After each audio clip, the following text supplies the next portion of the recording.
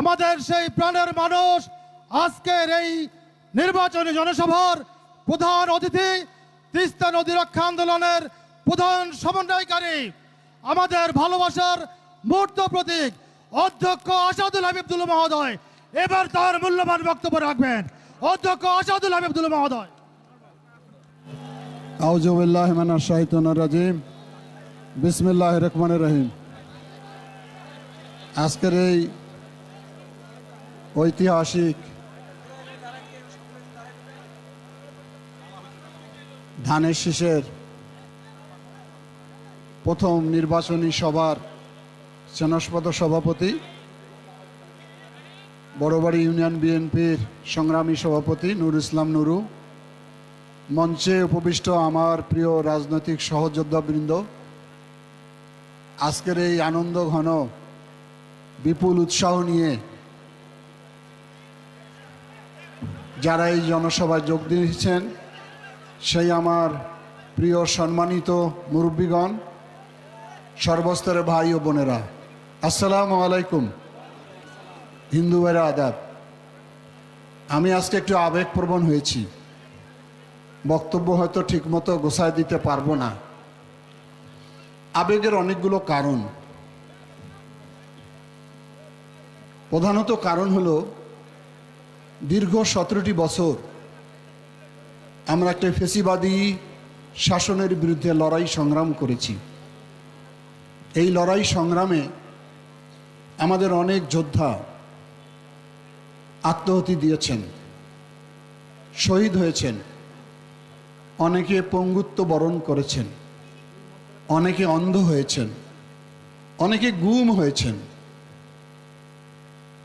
তাদের এই আত্মত্যাগের কারণে আজকের এই সমাবেশ হয়েছে আমাদের। সেজন্য আমি আবেগপ্রবণ হয়ে উঠেছি। বাংলাদেশের লক্ষ লক্ষ নেতাকর্মী জেলখানায় অন্তরীণ ছিলেন, বাড়িতে ঘুমাতে পারেন নাই। শ্যালো ইঞ্জিনের ঘরে ঘুমালো, সেখানেও পুলিশ গ্রেপ্তার করে নিয়ে এসেছে। কত রাত, বিনিদ্র রজনী আপনাদের কেটেছে।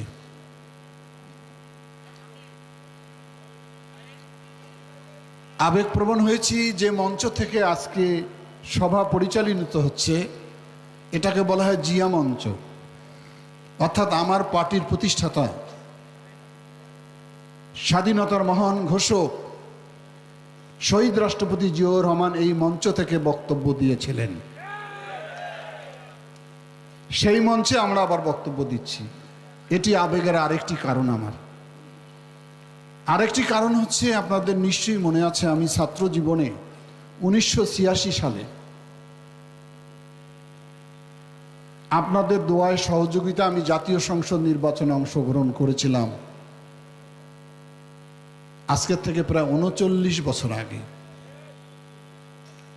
তখনও যে ভালোবাসা, যে সমর্থন, যে সহযোগিতা আপনারা দিয়েছেন, আমার সেই শৈশব, কৈশোর এবং যৌবন এবং এই বয়স পর্যন্ত সেই ভালোবাসার কমতি হয় নাই, বরং দিন দিন বেড়েছে। দীর্ঘ রাজনৈতিক পরিক্রমায় অনেক সাথী বন্ধু আমার এলাকা থেকে হারিয়ে গেছে। যারা বয়সে দাদা ছিলেন তারা মৃত্যুবরণ করেছেন অনেকেই। তার ছেলে আমার সঙ্গে রাজনীতি করেছেন, তাদের মধ্যে অনেকে আমাদের মাঝ থেকে হারিয়ে গেছেন। তাদের ছেলেরা এখন আমার সঙ্গে রাজনীতি করে। এই যে রাজনীতির ধারাবাহিকতা আমি ধরে রেখেছি, এ গন্ডগোল করে না, ওই প্রচারও দরকার আছে, প্রচারও দরকার আছে, থাক।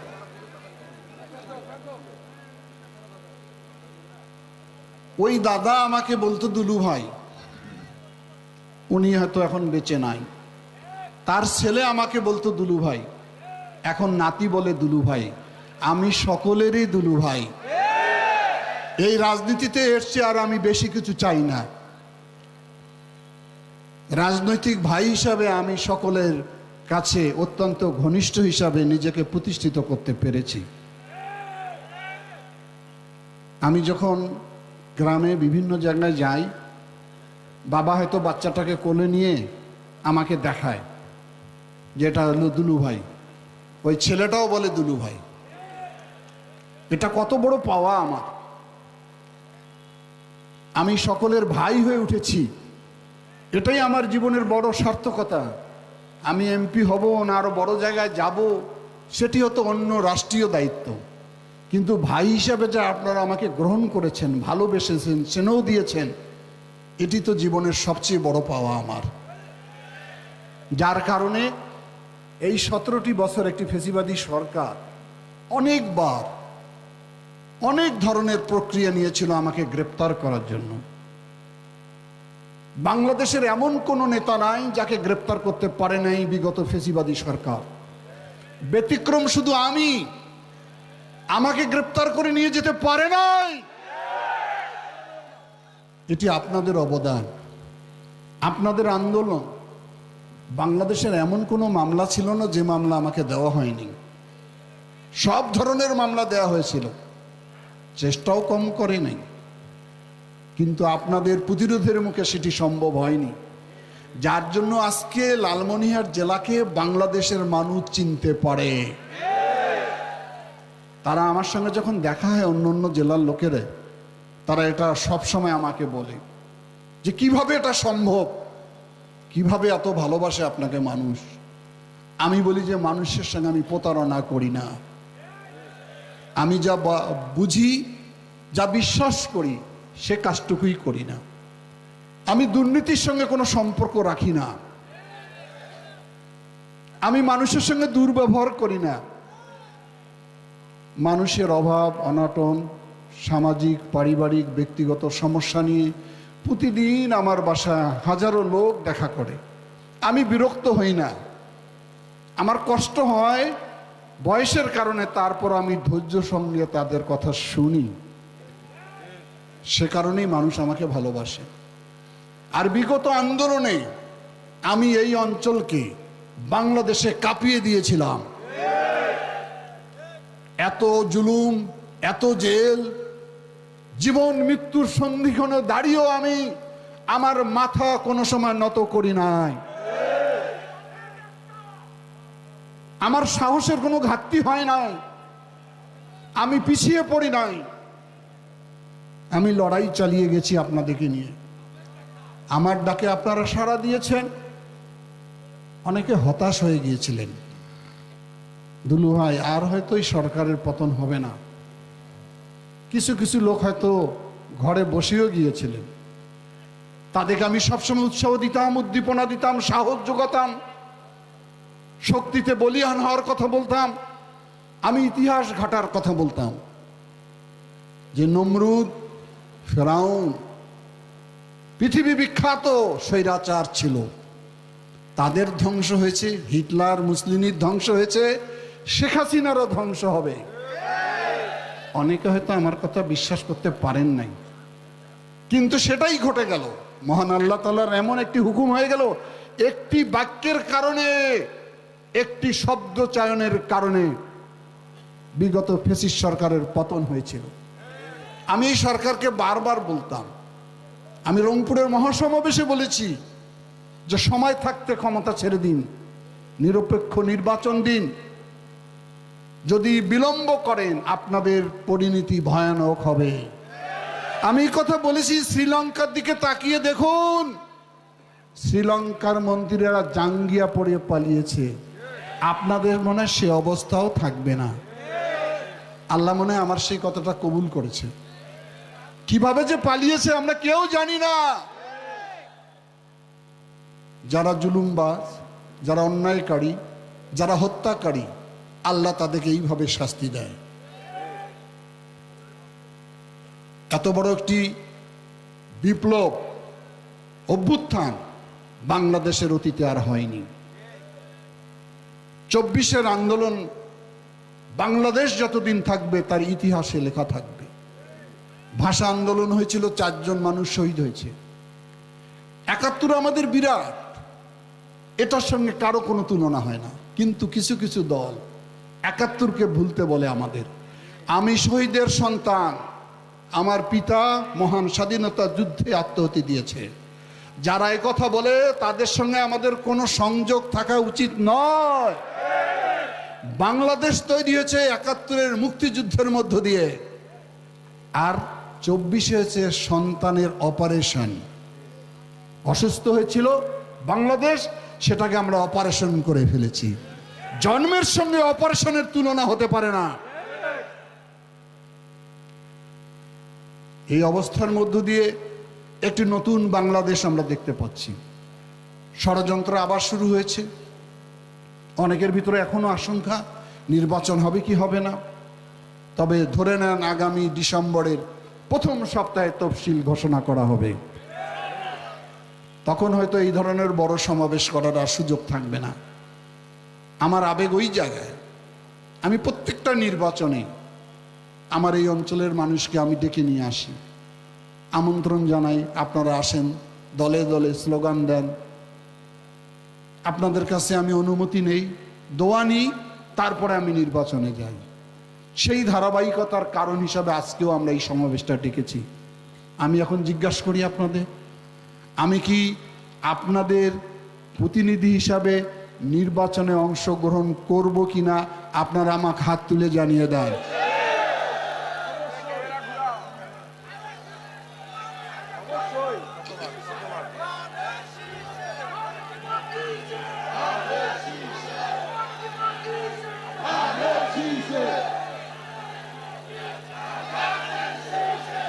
আচ্ছা, ঠিক আছে। আপনারা, দল আমাকে অনুমতি দিয়েছে, আমার প্রিয় ভারপ্রাপ্ত চেয়ারম্যান তারেক রহমান এই আসনে আমাদের মনোনয়ন অনুমতি দিয়েছেন। দেশনেত্রী বেগম খালেদা জিয়া আমাকে দোয়া করেছেন। এখন আপনারা অনুমতি দিয়েছেন। এই অনুমতি নিয়ে আমি আগামী জাতীয় সংসদ নির্বাচনে অংশগ্রহণ করতে চাই। আপনারা আমার সঙ্গী থাকবেন, আমার দোয়া করবেন, আশীর্বাদ করবেন। জীবনে বহু নির্বাচনে আমি অংশগ্রহণ করেছি। কিছু কিছু নির্বাচন নানান ষড়যন্ত্রের কারণে আমরা জিততে পারি নাই। আমি মনে করি মানুষের যে সমর্থন রয়েছে, নির্বাচন অবাধ সুষ্ঠু হবে ইনশাল্লাহ। এবার শান্তিপূর্ণভাবে, আনন্দ মুখরিতভাবে আপনারা ভোট কেন্দ্রে সবাই যাবেন, নিজে যাবেন, পাড়ার প্রতিবেশীকে সাথে নিয়ে যাবেন। কারোর সঙ্গে বিদ্বেষ রাখবেন না, হিংসা রাখবেন না। সকল মানুষের নেতা হতে চাই আমি। আমি চাই কেউ যেন মন খারাপ করে পাশে বসে না থাকে। কারণ আমি যদি জনগণের ভোটে নির্বাচিত হই, তাহলে আমি লালমনিরহাটকে আলোকিত করতে চাই, লালমনিরহাটকে সমৃদ্ধশালী এলাকা করতে চাই আমি। সুতরাং কারো প্রতি আমরা বৈষম্য রাখব না। অনেক কাজ করতে পারি নাই। 17টি বছর আমার জীবনের সোনালী অধ্যায় চলে গেল সংগ্রাম আন্দোলন করতে। আমি যদি ধারাবাহিকভাবে দায়িত্বে থাকতাম, তাহলে এতদিন লালমনিরহাটের চেহারা পরিবর্তন হয়ে যেত। পারি নাই। এই জেলার অনেক সংকট, অনেক সমস্যা, কোনো কাজই হয়নি, যোগাযোগ হয়নি, পোর্ট হয়নি, বিমানবন্দর চালু হয়নি। সর্বোপরি এলাকার মানুষের কর্মসংস্থানের কোনো শিল্প কারখানা হয় নাই। কর্মহীন মানুষ দিনে দিনে ধুকে ধুকে মারা যাচ্ছে। এই যে ছোট ছোট বাচ্চারা এখানে আছে, ওর দাদার আমলে হয়তো 10 একর জমি ছিল, বাপের হয়েছে 2 একর, এর হবে হয়তো মাত্র 10 শতক। কোথায় রেখে যাচ্ছি আমরা? কোন বাংলাদেশে রেখে যাচ্ছি এই ভবিষ্যৎ বংশধরকে? আগে দাদা বাবারা সারাদিন হাডুডু খেলতো, ঠুস খেলতো, দাঁড়িয়াবান্ধা খেলতো, আর বিকালবেলা বাজারে এসে গামছা ঘাড়ে দিয়ে বড় মাছ কিনে বাড়ি যাইত। এত আনন্দ ছিল। কাজ করতো না তেমন, সকলের সম্পদ ছিল। এখন স্বামী কাজ করে, বউ কাজ করে, তারপরও বাচ্চার মুখে ঠিক মতো ভাত তুলে দিতে পারে না। ভবিষ্যৎ তো ভয়াবহ অবস্থা। জমি আর বাড়বে না, জমি বাড়ার কোনো ব্যবস্থা নেই। তাহলে বিকল্প কর্মসংস্থান সৃষ্টি করতে হবে আমাদেরকে। বিকল্প কর্মসংস্থান মানে আমাদেরকে শিল্প কারখানা করতে হবে। আমাদের এই অঞ্চল পশ্চাৎপদ, এই অঞ্চলের মানুষ নিজের ভালোবাসার স্ত্রীকে বাড়িতে রেখে, অসুস্থ বাবা মাকে রেখে ওই গাজীপুরে যাচ্ছে, ওই আশুলিয়ায় যাচ্ছে, ওই নারায়ণগঞ্জে যাচ্ছে গার্মেন্টসে চাকরি করার জন্য। ঢাকা শহরে গিয়ে রিক্সা চালাচ্ছে। ওদের সঙ্গে আমার দেখা হয়, কি কষ্ট কি দুঃখ নিয়ে ওরা কাজ করে। বাড়ির পাশে যদি শিল্প কারখানা হতো তাহলে এই দুর্দশা জীবন তাদের হতো না। আমরা কিছুই করতে পারিনি, মানুষের কর্মসংস্থান দিতে পারিনি। সে কাজটা আমাদেরকে করতে হবে। যোগাযোগ ব্যবস্থাকে উন্নয়ন করতে হবে। আজকে হাসপাতালে যদি তাকিয়ে দেখুন, মানুষের কোনো চিকিৎসা সেবা নেই। আমাদেরকে নতুন হাসপাতাল করতে হবে, চিকিৎসাটাকে আধুনিক করতে হবে, মানুষের জননিরাপত্তা দিতে হবে। মানুষ যেন শান্তিপূর্ণভাবে ডাল ভাত খেয়ে বাড়িতে শান্তি নিয়ে ঘুমাতে পারে, সেই ব্যবস্থা করতে হবে। আমরা যেন ধর্ম দিয়ে কাউকে বিচার করি না। আমরা মানুষ, সকল ধর্মের মানুষ একসঙ্গে সাম্প্রদায়িক সম্প্রীতি নিয়ে আমরা এখানে বসবাস করতে চাই। সেজন্য নিরাপত্তা দিতে হবে আমাদেরকে। এই কাজগুলো করতে হবে আমাদের। আমাদের এলাকার শিক্ষা ব্যবস্থা অত্যন্ত দুর্বল, যার কারণে সরকারি কোনো বড় বড় চাকরির প্রতিযোগিতা আমাদের অঞ্চলের ছেলেমেয়েরা কম্পিটিশনে পারে না। সুতরাং আরো আধুনিক ভালো শিক্ষা প্রতিষ্ঠান আমাদেরকে নির্মাণ করতে হবে, এবং যেখান থেকে উচ্চশিক্ষায় শিক্ষিত হয়ে বাংলাদেশের বিভিন্ন অঞ্চলে দেশের বাইরে যেতে পারে। আমাদের আর একটা পরিকল্পনা করতে হবে, সেটি হচ্ছে আমি যখন বিদেশে যাই তখন আমি খোঁজ করি, বাঙালিদের দেখা হলে জিজ্ঞাসা করি বাড়ি কই। এখন পর্যন্ত একজন কি দুইজন ছাড়া আমি কোথাও আমার লালমনিরহাটের লোককে খুঁজে পাই না। জিজ্ঞাসা করলে বাড়ি বরিশাল, চট্টগ্রাম, নরসিংদী, নারায়ণগঞ্জ। আমাদেরকে এইখানে জনশক্তির ব্যুরো স্থাপন করতে হবে, প্রশিক্ষিত করতে হবে লোকজনকে, বিদেশে পাঠিয়ে দিতে হবে।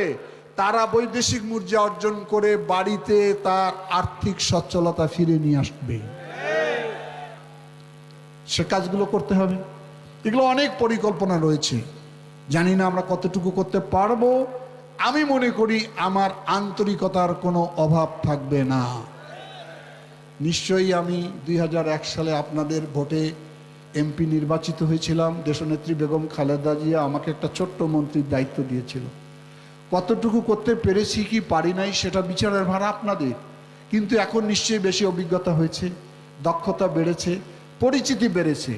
বাংলাদেশের এমন কোনো মন্ত্রী নেই, বিশেষ করে আমাদের আগামী দিনের ভবিষ্যৎ জনাব তারেক রহমান ইনশাআল্লাহ মানুষের ভোটে বাংলাদেশের প্রধানমন্ত্রী হবেন।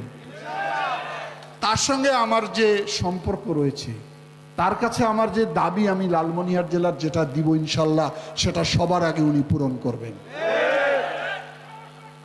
সে কারণে আমি আশাবাদী যে আমি কিছু করতে পারবো লালমনিরহাটবাসীর জন্য। এখন মনে করেন যে আমরা একটা বিশাল আন্দোলনের ডাক দিয়েছি,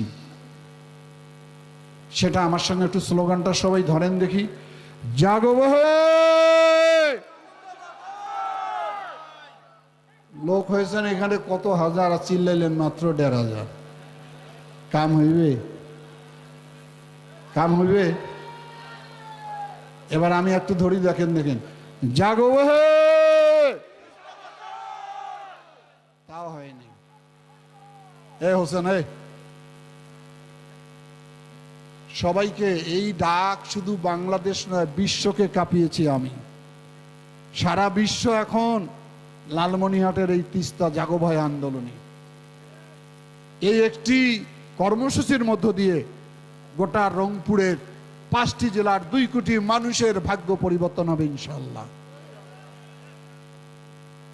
সেই কারণে সে আন্দোলন থামেনি। আপনারা সবাই সহযোগিতা করছেন। যতদিন আন্দোলনের ডাক দিব সবাই সেখানে থাকতে হবে। আর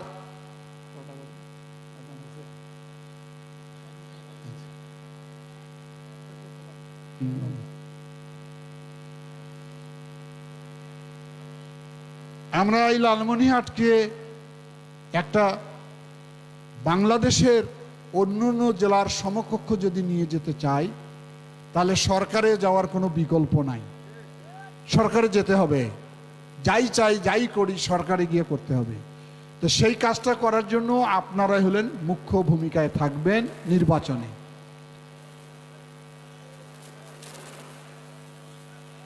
কি মাইকে শব্দ হয়ে গেল?